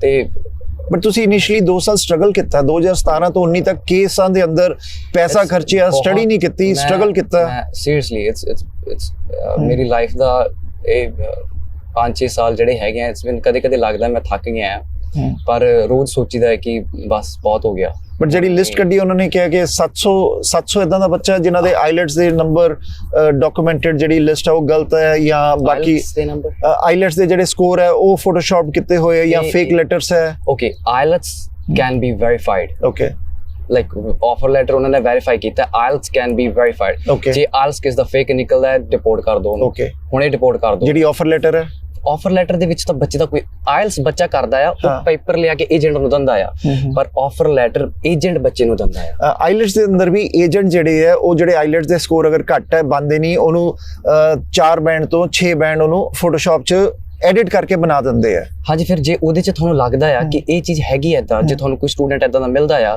ਤੇ ਉਹਦਾ ਤਾਂ ਫਿਰ ਓਬਵੀਅਸ ਜੀ ਗੱਲ ਹੈ, ਉਹਦੇ 'ਚ ਤਾਂ ਉਹਦੀ ਗਲਤੀ ਆ। ਆਪਾਂ ਨੂੰ ਇੰਟੈਂਸ਼ਨ ਸਮਝਣੀ ਪੈਣੀ ਹੈ ਬੱਚੇ ਦੀ। ਹੁਣ ਇੱਥੇ ਸਾਡੇ ਜਿੰਨੇ ਵੀ ਬੱਚੇ ਬੈਠੇ ਆ ਧਰਨੇ ਤੇ, ਉਹਨਾਂ ਦਾ ਕੰਸਰਨ ਹੈ ਫੇਕ ਆਫਰ ਲੈਟਰ। ਬੱਚੇ ਦੀ ਜੇ ਇੰਟੈਂਸ਼ਨ ਹੁੰਦੀ ਕਿ ਮੈਂ ਨਕਲੀ ਆਫਰ ਲੈਟਰ ਲੈ ਕੇ ਆਉਣਾ ਹੈ, ਇਹਦਾ ਮਤਲਬ ਹੈ ਕਿ ਉਹ ਪੜ੍ਹਨਾ ਨਹੀਂ ਚਾਹੁੰਦਾ। ਬਿਲਕੁਲ, ਪਰ ਉਹ ਨਕਲੀ ਆਫਰ ਲੈਟਰ ਤਾਂ ਲੈ ਕੇ ਆਇਆ, ਪਰ ਪੜ੍ਹ ਫਿਰ ਵੀ ਰਿਹਾ ਆ, ਇਹਦਾ ਮਤਲਬ ਕੀ ਆਇਆ? ਉਹਦੀ ਇੰਟੈਂਸ਼ਨ ਕਲੀਅਰ ਆ। ਜਿਹੜਾ ਤੁਹਾਡੇ ਇੰਡੀਆ ਏਜੰਟ ਸੀਗੇ, ਉਹ ਅੱਜ ਦੀ ਡੇਟ 'ਚ ਆਪਰੇਟਿਵ ਹੈ ਕਿ ਅੰਡਰਗਰਾਉਂਡ ਹੈ? ਪਤਾ ਨਹੀਂ ਜੀ, ਹੁਣ ਅਫਵਾਹਾਂ ਸੁਣੀ ਦੀਆਂ ਆ ਕਿ ਕੋਈ ਕਹਿੰਦਾ ਸਵਿਟਜ਼ਰਲੈਂਡ ਬੈਠੇ ਆ, ਕੋਈ ਕਹਿੰਦਾ ਕਿਤੇ ਆ, ਕੋਈ ਕਹਿੰਦਾ ਕਿਤੇ ਆ, ਪਰ ਇੱਕ ਗੱਲ ਸ਼ੋਰ ਹੈ, ਉਹਨਾਂ ਤੇ ਕੋਈ ਐਕਸ਼ਨ ਨਹੀਂ ਹੋ ਰਿਹਾ। ਕਿਉਂਕਿ ਉਹ ਆਫਿਸ ਹੀ ਬੰਦ ਕਰ ਗਏ, ਸ਼ਾਇਦ ਲਾਈਨ ਵੀ ਚੇਂਜ ਕਰ ਗਏ ਹੁਣ ਮੇਬੀ, ਪਰ ਉਹਨਾਂ ਤੇ FIR ਕਰਾਉਣ ਨੂੰ ਬੜਾ ਟਾਈਮ ਲੱਗ ਜਾਂਦਾ ਹੈ, ਪਰ FIR ਹੋਣ ਤੋਂ ਬਾਅਦ ਵੀ ਉੱਥੇ ਕੁਝ ਨਹੀਂ ਹੁੰਦਾ। ਕਿੰਨੇ ਪੈਸੇ ਦਿੱਤੇ ਸੀ ਏਜੰਟ ਨੂੰ? 2017 ਦੀ ਗੱਲ ਹੈ, ਆਈ ਡੋਨਟ ਐਗਜ਼ੈਕਟਲੀ ਰਿਮੈਂਬਰ, ਪਰ ਕਾਫੀ ਪੈਸੇ ਲੱਗ ਗਏ। ਤੇ ਉੱਥੇ ਦੀ ਤਾਂ ਚਲੋ ਹੁਣ ਮੈਨੂੰ ਇੰਨੀ ਉਹ ਵੀ ਨਹੀਂ ਹੈਗੀ, ਪਰ ਇੱਥੇ ਜਿਹੜਾ ਮੇਨਲੀ ਮੇਰਾ ਟਾਈਮ ਵੇਸਟ ਹੋਇਆ, ਜਿਹੜਾ 5 ਸਾਲ ਲਾਈਫ ਦੇ ਪ੍ਰੀਸ਼ੀਅਸ 5 ਇਅਰਸ ਜਿਹੜੇ ਵੇਸਟ ਹੁੰਦੇ ਬੰਦੇ ਦੇ। ਤੁਸੀਂ ਕੀ ਕਰਦੇ ਰਹੇ 2 ਸਾਲ ਤੁਸੀਂ ਸਟਰਗਲ ਕੀਤੀ? ਜੌਬ ਕੀ ਕਰਦੇ ਰਹੇ, ਕੰਮ ਕੀ ਕਰਦੇ ਰਹੇ? ਮੇਰੇ ਕੋਲ ਸਿਰਫ ਉਨਾ ਕਿ ਟਾਈਮ ਸੀਗਾ ਕੰਮ ਕਰਨ ਦਾ, ਜਿਹੜੇ ਟਾਈਮ ਮੇਰੇ ਕੋਲ ਪਰਮਿਟ ਸੀਗਾ, ਤੇ ਉਨਾ ਟਾਈਮ ਮੈਂ ਕੰਮ ਕੀਤਾ। ਸਿਕਿਉਰਿਟੀ ਦੇ ਵਿੱਚ ਮੈਂ ਕੰਮ ਕੀਤਾ ਸੀਗਾ ਉਹਨਾਂ ਟਾਈਮ। ਕਿੰਨਾ ਟਾਈਮ, ਕਿੰਨੇ ਮਹੀਨੇ ਕੰਮ ਕੀਤਾ? ਜਿੰਨਾ ਟਾਈਮ ਮੇਰੇ ਕੋਲ ਪਰਮਿਟ ਸੀਗਾ। ਕਿੰਨਾ ਟਾਈਮ ਸੀਗਾ? 2019 ਦੇ ਵਿੱਚ ਮੈਨੂੰ ਇਸ਼ੂ ਹੋਇਆ ਸੀਗਾ, ਤੇ 21 ਜਨਵਰੀ ਤੱਕ ਮੇਰਾ ਉਹ ਐਕਸਪਾਇਰ ਹੋ ਜਾਣਾ ਸੀਗਾ। ਤੇ ਉਹਨਾਂ ਟਾਈਮ ਮੈਂ ਉਸ ਤੋਂ 1 ਮਹੀਨਾ ਪਹਿਲਾਂ ਹੀ ਮੈਂ ਕੰਮ ਛੱਡਤਾ ਸੀਗਾ। ਤੇ ਫਿਰ ਉਸ ਤੋਂ ਬਾਅਦ ਮੇਰੀ ਕਮਿਊਨਿਟੀ ਸੇ ਕਾਫੀ ਸਪੋਰਟ ਕੀਤੀ। ਮੈਂ ਤੁਸੀਂ ਗੁਰਦੁਆਰੇ ਨਾਲ ਗੱਲ ਕਰ ਸਕਦੇ ਹੋ, ਰੈਕਸਡੇਲ ਗੁਰਦੁਆਰੇ ਘਰੇ ਤੁਸੀਂ ਗੱਲ ਕਰ ਸਕਦੇ ਹੋ, ਮੈਨੂੰ ਸਾਰੇ ਜਾਣਦੇ ਨੇ, ਉਹ ਮੇਰੇ ਕੇਸ ਵੀ ਜਾਣਦੇ ਨੇ, ਉੱਥੇ ਸੇਵਾ ਕਰੀਦੀ ਸੀਗੀ। ਉਹਨਾਂ ਨੇ ਮੈਨੂੰ ਕਾਫੀ ਸਪੋਰਟ ਵੀ ਕੀਤਾ। ਮੈਂ ਕਮਿਊਨਿਟੀ ਨੇ ਮੈਨੂੰ ਕਾਫੀ ਸਪੋਰਟ ਕੀਤਾ। ਸ਼ਾਇਦ ਜੇ ਉਹ ਨਾ ਕਰਦੇ ਮੈਂ ਕਿਤੇ ਇੱਥੇ ਮਰ ਖਪ ਜਾਣਾ ਸੀ। ਤੇ ਤੁਸੀਂ ਜਿਹੜਾ ਵਰਕ ਕੀਤਾ ਕੈਨੇਡਾ 'ਚ, ਟੈਕਸਸ ਪੇ ਕੀਤੇ, ਜਿਹੜਾ ਕੰਮ ਕੀਤਾ ਉਹ 'ਚ ਟੈਕਸ ਪੇ ਕੀਤਾ? 100% ਟੈਕਸ। ਤੇ ਮਤਲਬ 2 ਸਾਲ ਤੁਸੀਂ ਵਰਕ ਕੀਤਾ? 2 ਸਾਲ ਨਹੀਂ ਹੈਗੇ ਉਹ, ਤੇ ਉਹ ਜਿੰਨਾ ਮੇਰੇ ਕੋਲ ਪਰਮਿਟ ਸੀਗਾ, ਪਰ ਮੇਰੇ ਕੋਲ 1 ਸਾਲ ਦਾ ਸੀਗਾ। 1 ਸਾਲ ਦਾ ਵਰਕ? ਹਾਂਜੀ, ਉਹ ਜਿਹੜੀ ਸਟੱਡੀ ਪਰਮਿਟ ਸੀਗਾ, ਤੇ ਸਟੱਡੀ ਪਰਮਿਟ ਦੇ ਵਿੱਚ ਜਿੰਨਾ ਤੁਸੀਂ ਘੰਟੇ ਅਲਾਉਡ ਹੁੰਦੇ ਆ, ਮੈਂ ਉਹਨੇ ਘੰਟੇ ਕੰਮ ਕੀਤੇ। ਸੋ ਅੱਜ ਦੀ ਡੇਟ 'ਚ ਸਟੇਟਸ ਕੀ ਤੁਹਾਡਾ? ਅਪਲਾਈ ਕੀਤਾ ਹੋਇਆ ਵਰਕ ਪਰਮਿਟ ਅਪਲਾਈਡ? ਹਾਂਜੀ, ਵਰਕ ਪਰਮਿਟ ਅਪਲਾਈ ਕੀਤਾ ਹੋਇਆ TRP। ਤੇ ਆਈ ਡੋਨਟ ਨੋ, ਬਾਕੀ ਹੁਣ ਕਮਿਊਨਿਟੀ ਦੇ ਅੱਗੇ ਸਾਰੀ ਗੱਲ ਰੱਖਤੀ ਆ। ਤੇ ਇਹੀ ਹੈ ਕਿ ਸਾਡਾ ਕੋਈ ਕਸੂਰ ਹੈ ਨਹੀਂ ਬੱਚਿਆਂ ਦਾ। ਤੇ ਕਦੇ ਸੋਚੀਦਾ ਕਿ ਜਿਹੜੇ ਸਾਡੇ ਦੁੱਖ ਹੈਗੇ ਆ, ਅਸੀਂ ਹੁਣ ਇੱਕ ਮੂਵਮੈਂਟ ਸਟਾਰਟ ਕੀਤੀ ਹੈ 10-12 ਬੱਚਿਆਂ ਨੇ ਰਲ ਕੇ, ਤੇ ਸਾਡੇ ਕੋਲ ਹੁਣ ਹੋਰ ਕਾਫੀ ਬੱਚੇ ਆ ਰਹੇ ਆ ਜਿਹੜੇ ਸਾਨੂੰ ਅਪਰੋਚ ਕਰਦੇ ਪਏ ਨੇ। ਵਿੱਚ ਤੇ ਉਹਨਾਂ ਦੇ ਇਹੋ ਜਿਹੇ ਕੇਸ ਸੁਣੀਦੇ ਨੇ, ਭੈਣਾਂ ਵੀ ਆ ਰਹੀਆਂ ਨੇ, ਕੁੜੀਆਂ ਵੀ ਆ ਰਹੀਆਂ ਨੇ, ਉਹਨਾਂ ਦੇ ਭੈਣਾਂ ਦੇ ਇਹੋ ਜਿਹੇ ਕੇਸ ਸੁਣੀਦੇ ਨੇ, ਰੋਣਾ ਨਿਕਲਦਾ ਅੰਦਰੋਂ ਜਦ ਉਹਨਾਂ ਦੀ ਤਕਲੀਫ ਸੁਣੀਦੀ ਆ। ਜਿੱਦਾਂ ਇੱਕ ਭੈਣ ਲੈ ਰਹੀ। ਤੁਹਾਨੂੰ ਲੱਗਦਾ ਕਿ ਆਸਟ੍ਰੇਲੀਆ ਦੇ ਅੰਦਰ ਇਦਾਂ ਦੇ ਡਿਸੀਜਨ ਆਏ ਕਿ 5 ਸਟੇਟ ਉਹਨਾਂ ਨੇ ਇੰਡੀਆ ਤੋਂ ਬੈਨ ਹੀ ਕਰਤੇ ਕਿ ਅਸੀਂ ਉਹ ਸਟੇਟਾਂ ਦੇ ਬੱਚੇ ਹੀ ਨਹੀਂ ਲੈਣੇ? ਆਸਟ੍ਰੇਲੀਆ ਨੇ ਇੰਨਾ ਸਖਤ ਡਿਸੀਜਨ ਲਿੱਤਾ। ਕੈਨੇਡਾ ਦੇ ਅੰਦਰ ਇਦਾਂ ਦੇ ਜਿਹੜੇ ਕੰਮ ਸ਼ੁਰੂ ਹੋਏ ਆ, ਕਿਉਂਕਿ ਕਾਫੀ ਖਬਰਾਂ ਸਾਹਮਣੇ ਆਈਆਂ, ਔਰ ਉਹਦੇ ਅੰਦਰ ਏਜੰਟਸ ਜਿਹੜੇ ਇੰਡੀਆ ਬੈਠੇ ਉਹਨਾਂ ਨੇ ਬੱਚਿਆਂ ਨੂੰ ਬਹੁਤ ਖਰਾਬ ਕੀਤਾ, ਔਰ ਬੱਚੇ ਸਫਰ ਕਰ ਰਹੇ ਆ, ਨੋ ਡਾਊਟ ਇੱਥੇ ਬਹੁਤ ਸਫਰ ਕੀਤੇ ਆ, ਲਾਈਫ ਖਰਾਬ ਹੁੰਦੀ ਹੈ। ਬਟ ਆਸਟ੍ਰੇਲੀਆ ਨੇ ਵੀ ਬੈਨ ਕਰਤੇ, ਉਹ ਸਟੇਟਸ ਦੇ ਬੱਚੇ ਅਸੀਂ ਲੈਣੇ ਨਹੀਂ ਅੱਗੇ। ਹੁਣ ਤੁਸੀਂ ਕੀ ਮੰਗ ਕਰਦੇ ਹੋ? ਤੁਸੀਂ ਜਿਹੜੇ ਪੋਲੀਟੀਸ਼ੀਅਨਸ ਉਹਨਾਂ ਨੂੰ ਕੀ ਕਰਨੇ ਹੋ, ਜਾਂ ਕਮਿਊਨਿਟੀ ਨੂੰ ਕੀ ਕਰਨਾ? ਜੀ, ਮੈਂ ਆਪਾਂ ਨੂੰ ਇੱਕ ਚੀਜ਼ ਸਮਝਣੀ ਪੈਣੀ ਹੈ। ਜਦੋਂ ਤੁਸੀਂ ਇਹ ਗੱਲ ਕਹੀ ਹੈ ਵੀ ਜੇ ਸਾਡੇ ਵਾਸਤੇ ਇੱਕ ਚੀਜ਼ ਕਰ ਦਿੰਦੇ ਤਾਂ ਉਹਨੂੰ ਪ੍ਰੈਜ਼ੀਡੈਂਟ ਬਣਾ ਕੇ ਫਿਰ ਹੋਰ ਵੀ ਕੱਲ ਨੂੰ ਕਹਿਣਗੇ ਕਿ ਸਾਡੇ ਵਾਸਤੇ ਕਰ ਦਿਓ। ਅਸੀਂ ਕਹਿੰਦੇ ਆ ਕਿ ਫਾਈਂਡ ਆਊਟ ਦਾ ਇੰਟੈਂਸ਼ਨ, ਔਰ ਇੰਟੈਂਸ਼ਨ ਫਾਈਂਡ ਆਊਟ ਕਰਨ ਦੀ ਕੋਈ ਬੜੀ ਔਖੀ ਕੰਮ ਨਹੀਂ ਹੈਗਾ। ਬੱਚੇ ਦੇ ਐਕਸ਼ਨਸ ਤੋਂ ਤੁਸੀਂ ਫਾਈਂਡ ਆਊਟ ਕਰ ਸਕਦੇ ਕਿ ਇਹਦੀ ਇੰਟੈਂਸ਼ਨ ਕੀ ਸੀ। ਜੇ ਉਹਨੇ ਦੁਬਾਰਾ ਫੀਸ ਭਰੀ ਆ, ਕਾਲਜ ਦੇ ਵਿੱਚ ਪੜ੍ਹਾਈ ਕੀਤੀ ਆ, ਸੀਰੀਅਸ ਤਰੀਕੇ ਨਾਲ ਕੀਤੀ ਹੈ, ਪਾਸ ਹੋਇਆ ਆ, ਤਾਂ ਇਹਦਾ ਮਤਲਬ ਉਹਦੀ ਇੰਟੈਂਸ਼ਨ ਪੜ੍ਹਾਈ ਦੀ ਸੀਗੀ। ਤਾਂ ਜੇ ਉਹਦੀ ਇੰਟੈਂਸ਼ਨ ਪੜ੍ਹਾਈ ਦੀ ਸੀਗੀ ਤਾਂ ਉਹਨੂੰ ਫੇਕ ਆਫਰ ਲੈਟਰ ਦੀ ਲੋੜ ਹੈ ਕਿਉਂ ਆ? ਇੱਥੇ ਇੰਟੈਂਸ਼ਨ ਕਲੀਅਰ ਹੁੰਦੀ ਆ। ਜਿਹੜਾ ਬੱਚਾ ਕੱਲ ਨੂੰ ਫੇਕ ਆਫਰ ਲੈਟਰ ਲੈ ਕੇ ਆਉਂਦਾ ਆ ਔਰ ਉਹ ਨਹੀਂ ਪੜ੍ਹਦਾ, ਉਹਦੀ ਇੰਟੈਂਸ਼ਨ ਵੀ ਕਲੀਅਰ ਹੁੰਦੀ ਆ ਕਿ ਇਹਦੀ ਇੰਟੈਂਸ਼ਨ ਪੜ੍ਹਾਈ ਦੀ ਨਹੀਂ ਹੈਗੀ, ਤਾਂ ਉਹਨੂੰ ਉਸ ਕੈਟਾਗਰੀ 'ਚ ਰੱਖਿਆ ਜਾਵੇ। ਤੇ ਜਿਹੜੇ ਇੰਟੈਂਸ਼ਨਲੀ ਪੜ੍ਹਨਾ ਚਾਹ ਰਹੇ ਨੇ ਤੇ ਉਹ ਕਿਸੇ ਸਕੈਮ 'ਚ ਫਸ ਗਏ ਨੇ, ਆਪਾਂ ਨੂੰ ਇਹ ਸੈਗਮੈਂਟ ਵਾਸਤੇ we have to do something. ਤੁਸੀਂ ਜਿਹੜੀ ਅਰਜੀ ਲਾਈ ਹੋਈ ਹੈ ਅਪੀਲ ਦੇ ਲਈ, ਉਹਦੀ ਡੇਟ ਆਣੀ ਹੈ। ਅਗਰ ਉਹਦੀ ਡੇਟ ਆ ਜਾਂਦੀ ਹੈ, ਤੁਹਾਨੂੰ ਪਤਾ ਇੱਥੇ ਕੈਨੇਡੀਅਨ ਸਿਸਟਮ ਇਦਾਂ ਦਾ, ਲਾਅ ਇਦਾਂ ਦਾ ਕਿ ਮਰਸੀ ਜੱਜ ਨਹੀਂ ਦੇ ਸਕਦਾ, ਕਿਉਂਕਿ ਪ੍ਰੈਸੀਡੈਂਟ ਕੋਈ ਵੀ ਕੇਸ 'ਚ ਅਗਰ ਮਰਸੀ ਦੇ ਦੇ ਤੇ ਆਉਣ ਵਾਲੇ ਕੇਸਿਸ ਜਿਹੜੇ ਵੀ ਜਿਨ੍ਹਾਂ ਦੇ ਕੇਸਾਂ ਫਾਈਲਾਂ 'ਚ ਫਰਾਡ ਹੋਇਆ, ਉਹ ਉਸ ਕੇਸ ਦਾ ਰੈਫਰੈਂਸ ਲੈ ਕੇ ਫਿਰ ਕਹਿੰਦੇ ਸਾਨੂੰ ਵੀ ਮਰਸੀ ਦਿਓ, ਕਿਉਂਕਿ ਇਸ ਡੇਟ 'ਚ ਇਸ ਕੇਸ ਦਾ ਇੱਥੇ ਮਰਸੀ ਦਿੱਤੀ ਸੀ ਜੱਜ ਨੂੰ, ਉਹਦਾ ਰੈਫਰੈਂਸ ਲੈ ਕੇ ਵਕੀਲ ਯੂਜ਼ ਕਰਦੇ। ਇਸ ਕਰਕੇ ਕੈਨੇਡੀਅਨ ਸਿਸਟਮ ਦੇ ਅੰਦਰ ਉਹਨਾਂ ਨੇ ਮਰਸੀ ਦੇਣੀ ਨਹੀਂ। ਜਿਹੜਾ fraud is a fraud, deport ਹੋਣਾ ਉਹਨਾਂ ਨੇ ਆਰਡਰ ਕਰਤੇ ਤੇ ਸਟੇ ਮਿਲ ਸਕਦਾ, ਬਟ ਫਾਈਨਲੀ ਐਕਸਟੈਂਸ਼ਨ ਮਿਲ ਸਕਦੀ, ਬਟ ਡਿਪੋਰਟ ਹੋਣਾ ਪੈਣਾ। ਓਕੇ, ਮੈਂ ਇਸ ਚੀਜ਼ ਦਾ ਜਵਾਬ ਤੁਹਾਨੂੰ ਦਿੰਦਾ ਆ। ਆਪਾਂ ਨੂੰ ਇਹ ਚੀਜ਼ ਸਮਝਣੀ ਪੈਣੀ ਆ ਕਿ ਪਹਿਲਾਂ ਲਾਅ ਬਣਦੇ ਆ, ਠੀਕ ਹੈ? ਲਾਅ ਕੌਣ ਬਣਾਉਂਦਾ ਹੈ? ਐਮਪੀਜ਼, ਪੋਲੀਟੀਸ਼ੀਅਨਸ ਲਾਅ ਬਣਾਉਂਦੇ ਨੇ। ਤੇ ਐਦਾਂ ਤਾਂ ਨਹੀਂ ਹੈਗਾ ਜੇ ਇੱਕ ਲਾਅ ਬਣਿਆ ਆ ਉਹ ਸਦਾ ਲਈ ਫਿਕਸਡ ਆ, ਨਹੀਂ, ਐਦਾਂ ਨਹੀਂ। ਟਾਈਮ ਟੂ ਟਾਈਮ ਲਾਅ ਦੇ ਵਿੱਚ ਅਮੈਂਡਮੈਂਟਸ ਹੁੰਦੀਆਂ ਨੇ, ਚੇਂਜ ਹੁੰਦਾ ਆ। ਇਹ ਇੱਕ ਨੇਚਰ ਦਾ ਲਾਅ ਹੈ। ਸਮੇਂ ਦੀ ਜ਼ਰੂਰਤ ਦੇ ਹਿਸਾਬ ਨਾਲ ਆਪਾਂ ਲਾਅ ਦੇ ਵਿੱਚ ਚੇਂਜ ਕਰਦੇ ਆਏ ਆ ਔਰ ਚੇਂਜ ਹੋਇਆ ਵੀ ਆ ਕੈਨੇਡੀਅਨ ਇਮੀਗ੍ਰੇਸ਼ਨ ਹਿਸਟਰੀ ਦੇ ਵਿੱਚ। ਤੇ ਐਮਪੀਜ਼ ਲਾਅ ਬਣਾਉਂਦੇ ਨੇ, ਪੋਲੀਟੀਸ਼ੀਅਨਸ ਲਾਅ ਬਣਾਉਂਦੇ ਨੇ। ਜੁਡੀਸ਼ਰੀ ਸਿਸਟਮ ਜਿਹੜਾ ਹੈਗਾ ਆ ਉਹਨਾਂ ਨੇ ਉਹ ਲਾਅ ਫੋਲੋ ਕਰਨਾ ਆ। ਇਹ ਗੱਲ ਥੋੜੀ ਸਹੀ ਆ, ਜਿਹੜੇ ਜੁਡੀਸ਼ਰੀ ਸਿਸਟਮ ਉਹਨਾਂ ਨੇ ਲਾਅ ਫੋਲੋ ਕਰਨਾ। ਬਟ ਸਾਡੀ ਮੰਗ ਪੋਲੀਟੀਸ਼ੀਅਨਸ ਤੋਂ ਆ, ਸਾਡੀ ਮੰਗ ਪੋਲੀਟੀਸ਼ੀਅਨਸ ਤੋਂ ਆ। ਅਸੀਂ ਕਹਿ ਰਹੇ ਹਾਂ ਓਕੇ, ਤੁਸੀਂ ਕਿਹਾ ਵੀ ਜੇ ਉਹਨਾਂ ਨੇ ਸਾਨੂੰ ਪੋਲੀਟੀਸ਼ੀਅਨਸ ਨੇ ਕੋਈ ਐਦਾਂ ਦਾ ਅਮੈਂਡਮੈਂਟ ਕਰਕੇ ਸਾਨੂੰ ਬਚਾ ਲਿਆ ਤਾਂ ਉਸ ਚੀਜ਼ ਦੇ ਬੇਸ ਬਣਾ ਕੇ ਕੱਲ ਨੂੰ ਹੋਰ ਬੱਚੇ ਵੀ ਬਚ ਸਕਦੇ ਨੇ ਜਿਹੜੇ ਕਿ ਅਸਲ 'ਚ ਫਰਾਡਸਟਰ ਹੋ ਸਕਦੇ ਨੇ। ਇਸ ਚੀਜ਼ ਦਾ ਜਵਾਬ ਮੈਂ ਇਹ ਦੇਣਾ ਚਾਹੂੰਗਾ ਕਿ ਇੰਟੈਂਸ਼ਨ ਦੇਖੀ ਜਾਵੇ ਬੱਚੇ ਦੀ।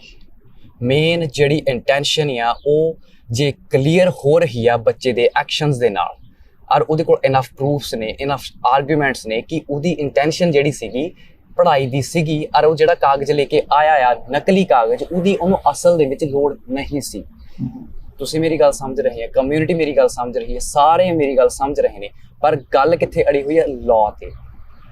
ਐਮਪੀਜ਼ ਨੇ ਵੀ ਸਾਨੂੰ ਇਹੀ ਗੱਲ ਕਹੀ, ਸਾਰੇ ਜਣੇ ਜਿਹਨੂੰ ਮਿਲਦੇ ਇਹੀ ਗੱਲ ਕਹੀ ਤੁਸੀਂ ਸਹੀ ਆ। ਈਵਨ ਕਿ ਮੇਰਾ ਜਿਹੜਾ CBSE ਆਫਿਸਰ ਸੀਗਾ ਉਹਨਾਂ ਨੇ ਵੀ ਮੇਰੇ ਨਾਲ ਸਿੰਪਥੀ ਜ਼ਾਹਿਰ ਕੀਤੀ ਆ ਕਿ ਤੂੰ ਸਹੀ ਆ, I know that you are innocent, ਤੇਰੇ ਨਾਲ ਫਰਾਡ ਹੋਇਆ ਆ, ਤੂੰ ਤੰਗ ਆ, ਮੈਨੂੰ ਪਤਾ ਹੈ, ਮੇਰੀ ਸਿੰਪਥੀ ਤੇਰੇ ਨਾਲ ਆ, ਪਰ ਮੈਂ ਕੁਛ ਕਰ ਨਹੀਂ ਸਕਦਾ। ਕਿਉਂ ਨਹੀਂ ਕਰ ਸਕਦਾ? ਕਿਉਂਕਿ ਉਹ ਲਾਅ ਦੇ ਵਿੱਚ ਬੰਦਿਆ ਹੋਇਆ ਆ।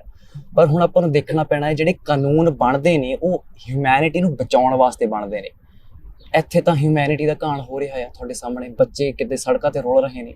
ਤਾਂ ਫਿਰ ਆਪਾਂ ਨੂੰ ਜਿਹੜੇ ਲਾਅ ਆ ਉਹ ਇਨਸਾਨੀਅਤ ਤੋਂ ਉੱਪਰ ਤਾਂ ਨਹੀਂ ਹੋ ਜਾਂਦਾ ਜੀ। ਲਾਅ ਇਨਸਾਨੀਅਤ ਵਾਸਤੇ ਬਣਦੇ, ਇਨਸਾਨੀਅਤ ਹਮੇਸ਼ਾ ਉੱਪਰ ਰਹਿੰਦੀ ਹੈ। ਤੁਹਾਨੂੰ ਲੱਗਦਾ ਨਹੀਂ ਜਿਹੜੇ ਆਪਾਂ ਪ੍ਰੋਟੈਸਟ ਤੇ ਬੈਠੇ ਹਾਂ, ਜਿਹੜੇ ਆਪਾਂ ਰੋਡ ਤੇ, ਉਹਦੀ ਜਗ੍ਹਾ ਆਪਾਂ ਐਮਪੀਜ਼ ਜਾਂ ਲਾਇਰਸ ਨੂੰ ਜਾਂ ਤੁਸੀਂ ਕੋਰਟ 'ਚ ਵੀ ਜਾਣਾ, ਉੱਥੇ ਜ਼ਿਆਦਾ ਐਪਰੋਪਰੀਏਟ ਰਹਿਣਾ ਇੰਸਟੈਡ ਆਫ ਰੋਡਸ ਦੇ ਉੱਪਰ ਪ੍ਰੋਟੈਸਟ? ਇੱਕ ਚੀਜ਼ ਆਪਾਂ ਨੂੰ ਸਮਝ ਪੈਣੀ ਹੈ, ਮੇਬੀ ਆਈ ਐਮ ਰੋਂਗ ਕਿ ਕੋਰਟ ਦੇ ਵਿੱਚ ਜਿੱਦਾਂ ਤੁਸੀਂ ਕਿਹਾ ਹੱਲ ਨਹੀਂ ਹੋ ਸਕਦਾ ਕਿਉਂਕਿ they are just following the law.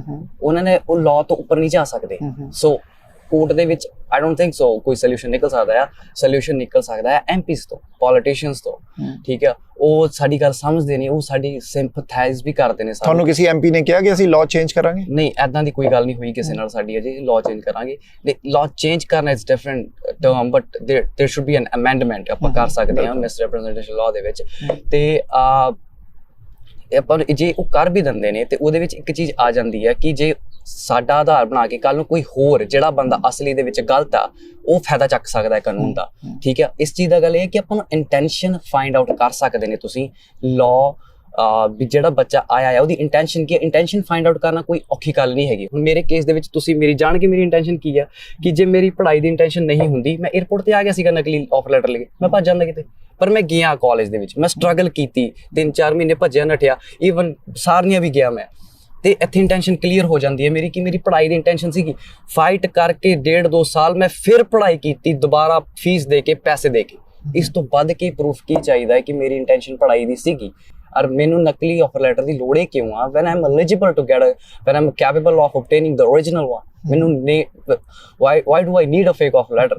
ਤੇ ਇਹੀ ਗੱਲ ਮੇਰਾ ਜਵਾਬ ਹੈ ਇਸ ਗੱਲ ਦਾ। ਠੀਕ ਹੈ।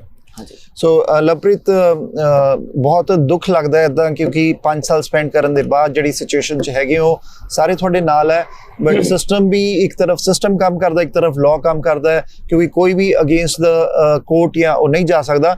ਉਮੀਦ ਕਰਦੇ ਹਾਂ ਤੁਹਾਡੀ ਅਪੀਲ ਦੀ ਅਰਜੀ ਆ ਜਾਏ ਔਰ ਜਿਹੜਾ ਵੀ ਉੱਥੇ ਜੱਜ ਦਾ ਫੈਸਲਾ ਹੋਏਗਾ ਉਹਦੇ ਬਾਅਦ ਫਰਦਰ ਉਦਾਂ ਹੀ ਮੈਂ ਚੱਲੇਗਾ। ਇੱਕ ਛੋਟੀ ਜਿਹੀ ਗੱਲ ਜੇ ਐਡ ਕਰਨਾ ਚਾਹਾਂ, if you don't mind. Early 90s ਦੇ ਵਿੱਚ ਕਾਮਾਗਾਟੋਮਾਰੂ ਇੰਸੀਡੈਂਟ ਹੁੰਦਾ ਹੈ, ਸਭ ਨੂੰ ਪਤਾ ਹੈ। ਉਹਨਾਂ ਨੂੰ ਇਸ ਕਰਕੇ ਰਿਫਿਊਜ਼ ਕਰ ਦਿੱਤਾ ਜਾਂਦਾ ਹੈ ਕਿ ਉਹਨਾਂ ਦੀ journey straight from India to Canada ਨਹੀਂ ਸੀਗੀ, ਉਹ ਵਿੱਚੋਂ ਆਏ ਸੀਗੇ, ਸਟਾਪ ਲੈ ਕੇ ਆਏ ਸੀਗੇ, ਤੇ ਇੰਡੀਵਿਜੂਅਲ ਪਰਸਨ ਕੋਲ $200 ਨਹੀਂ ਸੀਗੇ, ਜਿੱਥੇ ਤੱਕ ਮੇਰੀ ਜਾਣਕਾਰੀ ਹੈ। ਮੇਬੀ ਹੋਰ ਵੀ ਗੱਲ ਹੋ ਸਕਦੀ ਹੈ। ਤੇ ਉਹਨਾਂ ਨੂੰ ਉਹ ਮਹੀਨਾ ਉੱਥੇ ਤੰਗ ਹੁੰਦੇ ਨੇ, ਸਾਰਾ ਕੁਝ ਹੁੰਦੇ ਨੇ, ਇਵੈਂਚੁਅਲੀ ਉਹਨਾਂ ਨੂੰ ਵਾਪਸ ਭੇਜ ਦਿੱਤਾ ਜਾਂਦਾ ਹੈ ਅਕੋਰਡਿੰਗ ਟੂ ਦੈਟ ਲਾਅ ਜਿਹੜਾ ਉਸ ਟਾਈਮ ਸੀਗਾ। ਉਹ ਸਾਰੇ ਉਹ ਲਾਅ ਨੂੰ ਫੋਲੋ ਕਰਦੇ ਸੀਗੇ। ਤੇ ਉੱਥੇ ਜਾ ਕੇ ਉਹਨਾਂ ਨਾਲ ਕੀ ਹੁੰਦਾ ਲੇਟਰ ਔਨ ਸਭ ਨੂੰ ਪਤਾ ਆ, ਤੇ ਕਿੰਨੇ ਸਾਲਾਂ ਬਾਅਦ ਆਪਾਂ ਨੂੰ ਰਿਅਲਾਈਜ਼ ਹੁੰਦਾ ਆ ਕਿ ਉਹ ਗਲਤ ਹੋਇਆ। ਤੇ ਆਪਣੀ ਸਰਕਾਰ ਵੀ ਮਾਫੀ ਮੰਗਦੀ ਉਸ ਚੀਜ਼ ਵਾਸਤੇ, ਸਾਰੀਆਂ ਪਾਰਟੀਆਂ ਮਾਫੀ ਮੰਗਦੀਆਂ ਉਸ ਚੀਜ਼ ਵਾਸਤੇ ਕਿ ਜੋ ਹੋਇਆ ਗਲਤ ਹੋਇਆ। ਇਸ ਟਾਈਮ ਸਾਨੂੰ ਸਮਝ ਆ ਰਹੀ ਆ ਸਭ ਨੂੰ, ਮੀਡੀਆ ਨੂੰ, ਐਮਪੀਜ਼ ਨੂੰ, ਪੋਲੀਟੀਸ਼ੀਅਨਸ ਨੂੰ, ਕਿ ਜੋ ਹੋ ਰਿਹਾ ਬੱਚੇ ਨਾਲ ਗਲਤ ਹੋ ਰਿਹਾ ਆ। ਆਪਾਂ ਨੂੰ ਹੁਣ ਐਕਸ਼ਨ ਲੈਣਾ ਪੈਣਾ ਆ। 10-20 ਸਾਲ ਬਾਅਦ ਤੁਸੀਂ ਜੇ ਆਪਾਂ ਗੱਲਾਂ ਕਰਾਂਗੇ ਵੀ ਉਸ ਚੀਜ਼ ਦਾ ਕੋਈ ਫਾਇਦਾ ਨਹੀਂ ਹੋਣਾ। ਪਾਰਲੀਮੈਂਟ ਦੇ ਅੰਦਰ ਜੋ ਆਪੋਜੀਸ਼ਨ ਪਾਰਟੀ ਉਹ ਵੀ ਆਹੀ ਮੰਗ ਕਰ ਰਹੀ ਹੈ, ਉਹ ਆ ਨਹੀਂ ਕਹਿ ਰਹੇ ਕਿ ਕੈਂਸਲ ਕੀਤਾ ਜਾਏ ਡਿਪੋਰਟਸ ਦੇ ਆਰਡਰ, ਉਹ ਕਹਿ ਰਹੇ ਕਿ ਸਾਰਿਆਂ ਨੂੰ ਉੱਥੇ ਰਿਪਰੈਜ਼ੈਂਟੇਟ ਕਰਨ ਦਾ ਕਮੇਟੀ ਦੇ ਸਾਹਮਣੇ ਜਿਹੜਾ ਓਥ ਹੈ ਔਰ ਸਾਰਾ ਕੁਝ ਉੱਥੇ ਜਸਟੀਫਾਈ, ਤਾਂ ਕਿ 50 ਬੱਚੇ 1000 ਹੈ ਕਿ 2000 ਹੈ, ਜਾਂ ਆਉਣ ਵਾਲੇ ਬੱਚੇ ਵੀ ਇਦਾਂ ਦੇ ਫੇਕ ਲੈਟਰਸ ਦੇ ਸ਼ਿਕਾਰ ਹੋ ਸਕਦੇ ਹੈ। ਸੋ ਚੰਗੀ ਤਰ੍ਹਾਂ ਇਹਨੂੰ ਇਨਵੈਸਟੀਗੇਟ ਕਰਕੇ ਪਾਰਲੀਮੈਂਟ ਦੇ ਅੰਦਰ ਔਰ ਇਹਦੇ ਤੇ ਇਨਵੈਸਟੀਗੇਟ ਕੀਤਾ ਜਾਏ ਰੀਜ਼ਨ ਕੀ ਹੈ, ਕਿ CBSE ਦੇ ਫਾਲਟ ਹੈ, ਕਿ ਇਕੱਲੇ ਬੱਚਿਆਂ ਦਾ ਫਾਲਟ ਹੈ, ਕਿ ਏਜੰਟਸ ਦਾ ਫਾਲਟ ਹੈ, ਕਿ ਸਿਸਟਮ ਦਾ ਫਾਲਟ ਹੈ, ਸਿਸਟਮ 'ਚ ਲੂਪਹੋਲ ਹੈ, ਕਿ ਇਮੀਗ੍ਰੇਸ਼ਨ ਦਾ ਫਾਲਟ ਹੈ, ਕਿਉਂਕਿ ਉਹ ਸਿਸਟਮ ਨੇ ਲੈਟਰਸ ਵੀ ਇਸ਼ੂ ਕੀਤੀਆਂ। ਸੋ ਪਾਰਲੀਮੈਂਟ 'ਚ ਜਿਹੜੇ ਉਹ ਮੋਸ਼ਨ ਹੀ ਨਹੀਂ ਪਾਸ ਹੋਏ ਔਰ ਜਿਹੜੀ ਅਸੀਂ ਸਿਚੁਏਸ਼ਨ ਦੇਖਦੇ ਹਾਂ, ਔਰ ਤੁਹਾਡੇ ਜਿਹੜੇ ਆਰਡਰਸ ਹੈ ਹੋਰ 2 ਹਫ਼ਤੇ ਰਹਿ ਗਏ ਆ, ਆਖਰੀ 'ਚ ਕੀ ਕਹੋਗੇ ਤੁਸੀਂ? ਬਸ ਮੈਂ ਇਹੀ ਕਹਿਣਾ ਚਾਹੁੰਦਾ ਹਾਂ ਕਿ ਅਸੀਂ ਸਾਰੇ ਪਾਸੇ ਟਰਾਈ ਕਰ ਲਿਆ ਆ, ਤੇ ਸਾਡੀ ਬਸ ਹੁਣ 2 ਹੀ ਟੇਕ ਰਹਿ ਚੁੱਕੀਆਂ ਨੇ। ਇੱਕ ਤਾਂ ਅਕਾਲ ਪੁਰਖ, ਜਿੱਥੇ ਕੋਈ ਰਸਤਾ ਨਹੀਂ ਨਿਕਲਦਾ, ਉਹ ਅਕਾਲ ਪੁਰਖ ਇਹਨਾਂ ਬਿਆਨ ਤੇ ਆ, ਉਹ ਕੱਢ ਦਿੰਦਾ ਰਸਤਾ। ਸਾਡੇ ਧਰਨੇ ਤੇ ਵੀ ਅਸੀਂ ਬਾਣੀ ਦਾ ਜਾਪ ਕਰੀਦਾ ਆ, ਤੇ ਉਹ ਇਹਨਾਂ ਬਿਆਨ ਤੇ ਜੇ ਤੁਸੀਂ ਸੱਚੇ ਆ, ਤੁਸੀਂ ਕੁਝ ਗਲਤ ਨਹੀਂ ਕੀਤਾ, ਤਾਂ ਇਵੈਂਚੁਅਲੀ ਤੁਹਾਨੂੰ ਕੋਈ ਨਾ ਕੋਈ ਰਾਹ ਮਿਲ ਜਾਂਦਾ ਆ। ਤੇ ਦੂਜੀ ਸਾਡੀ ਟੇਕ ਹੈਗੀ ਹੈ ਤੁਸੀਂ ਲੋਕ ਕਮਿਊਨਿਟੀ, ਤੇ ਜੇ ਤੁਸੀਂ ਸਾਡੇ ਨਾਲ ਆ ਕੇ ਖੜ ਜਾਂਦੇ, ਅਸੀਂ ਤੁਹਾਡੇ ਬੱਚਿਆਂ ਵਰਗੇ ਆ ਸਾਰੇ, ਜੇ ਤੁਸੀਂ ਸਾਡੇ ਨਾਲ ਆ ਕੇ ਖੜ ਜਾਂਦੇ ਆ ਜੇ ਫਿਰ ਕੁਝ ਹੋ ਸਕਦਾ ਹੈ। ਠੀਕ ਹੈ ਲਵਪ੍ਰੀਤ, ਥੈਂਕ ਯੂ। ਵਾਹਿਗੁਰੂ ਜੀ ਕਾ ਖਾਲਸਾ, ਵਾਹਿਗੁਰੂ ਜੀ ਕੀ ਫਤਿਹ। Thank you. ਸੋ ਆ ਸੀਗੇ ਲਵਪ੍ਰੀਤ ਸਿੰਘ, ਜਿਨ੍ਹਾਂ ਦੇ ਡੈਪੂਟੇਸ਼ਨ ਦੇ ਆਰਡਰਸ ਆ ਚੁੱਕੇ ਔਰ 13 ਜੂਨ ਨੂੰ ਇਹਨਾਂ ਨੇ ਡਿਪੋਰਟ ਹੋਣਾ, ਲੇਕਿਨ ਇਹਨਾਂ ਨੇ ਅਪੀਲ ਦੀ ਅਰਜੀ ਲਾਈ ਹੋਈ ਹੈ। ਉਹ ਅਪੀਲ ਦੀ ਅਰਜੀ ਦੀ ਅਗਰ ਇਹਨਾਂ ਨੂੰ ਡੇਟ ਮਿਲਦੀ ਹੈ ਤੇ ਦੇਖਣਾ ਅੱਗੇ ਕੀ ਹੁੰਦਾ। ਤੁਸੀਂ ਦੇਖਦੇ ਰਹੋ ਪ੍ਰਾਈਮ ਏਸ਼ੀਆ, ਤੁਹਾਡਾ ਆਪਣਾ, ਤੁਹਾਡੇ ਲਈ।